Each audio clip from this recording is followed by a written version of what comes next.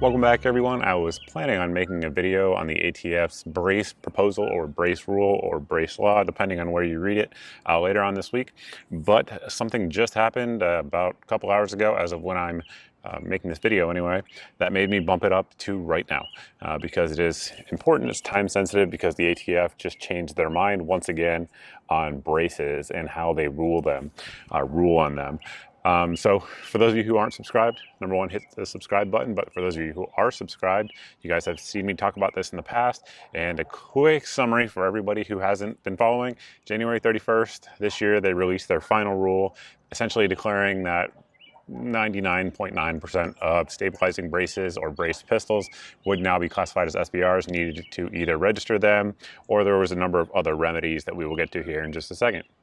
Then one of those remedies was destroying the actual brace itself so that it could not be reattached to the firearm. They went and changed their website after the initial uproar about that from the community, and they changed it. They took that off their website, and then probably, I don't know, sometime in the middle of April, they went and put it back on their website. And then I believe April 23rd or April 22nd, you guys will see the date here in a second, the director of the ATF went before Congress and said, no, that's not the case. You can just remove it. We'll roll that video in to let you guys kind of see exactly what I'm talking about. People are only felons if they intentionally Is it 120 days? The law. I believe it's 120 days from the So we've got 36 days left of the 120-day grace period. Can you tell us here today how many people have complied by registering this product? I am not sure of the exact number. I can check, though, and get back to you. There are people who are making applications. There also can be detachment. So in other words, we don't count. That's not for us to regulate. If somebody we wrote the rule to make it easy to comply with. If somebody just at their home detaches the weapon from the brace and keeps them apart, they do not have to register anything. They can keep the brace, they can keep the business end of the gun. Okay, that's a great clarification. So you're not going to do some kind of constructive prosecution where you say, oh, well, you had this and you had that and you intended to connect them? They can just keep them separately? Them as we keep them separately. But okay, because that's not clear in your rules. What is the punishment if somebody is convicted as a felon under having this piece of plastic? If people are convicted of not following the Gun Control Act, it's a serious felony conviction, but that requires intent. Can you just give me the number? Is it 10 years? I believe it's a statutory maximum of 10 years. 10 years for owning a piece of plastic that you were told was legal and that you owned for a decade and that millions of people did? As y'all just clearly saw, he said that you could just remove it and be in compliance with this rule, which is also going to be used as de facto law by the ATF, i.e. they're going to arrest people and charge them with illegal possession of an SBR, depending on where their brace might be, as you can see. So this email, again, I am a federal firearms licensee, which is a firearms dealer for those who are new, and I get emails from the ATF whenever there's a change. So any kind of change that happens, whether it be state, federal, etc., they send an email so that way we can be in compliance with how we sell firearms. And so they just sent this email to me as of 4:31 this afternoon. And as you guys can see there, the title is notification regarding compliance with ATF final rule, which we just talked about, factoring criteria for firearms with attached stabilizing braces. I will let you guys read the first paragraph because I trust that you are adults, and it goes over the different ways that you can be in compliance with their rule.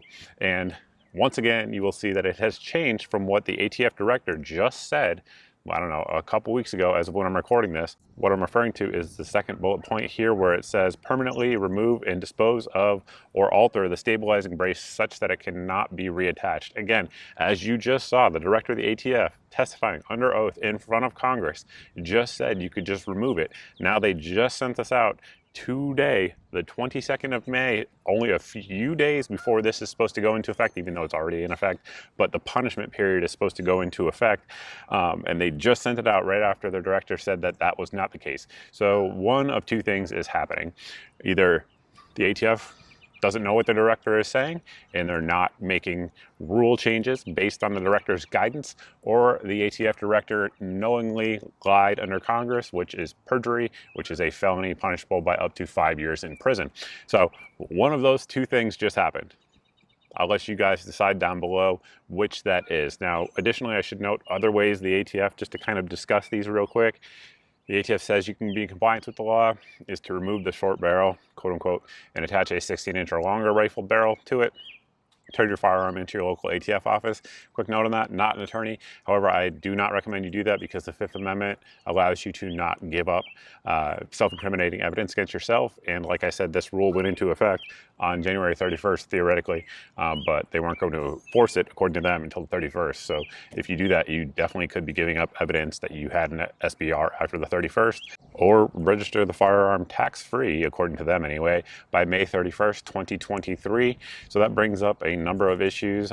Number one, you can't just have it separate, and if you did, then you would be in constructive possession or have constructive intent, depending on what part of the law they want to enforce to make you a felon.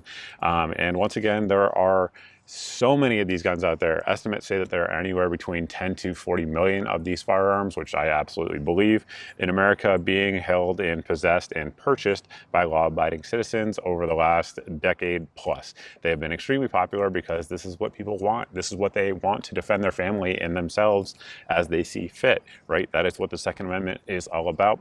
And now, again, within a couple days, according to them, you will be a felon in possession of an SBR if you can't, quote unquote, register it tax-free, which even if you wanted to, you probably can't. Additionally, just because of the absolute volume of them. And then additionally, there are states where this doesn't comply, or just doesn't apply, rather, I should say. So which brings me to a few things I thought about as soon as I got this email. I made these notes real quick. I just want to discuss it. I don't know if anybody else is discussing this, but if you think about this, right, now they're saying if you have a brace anywhere in your house, let's say, and you also have like an AR-15 with just a standard receiver extension, then having those is constructive possession or constructive intent, according to this rule. So let's pretend that's true.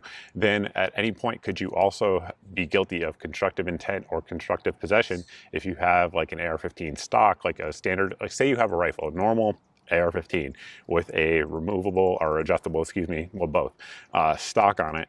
Then you also took your brace off and destroyed it, according to them, but you still had the 4 or 6 position receiver extension on there. Then with that, under what they're saying right now, then are you guilty of constructive intent or constructive possession of a SBR? I don't know.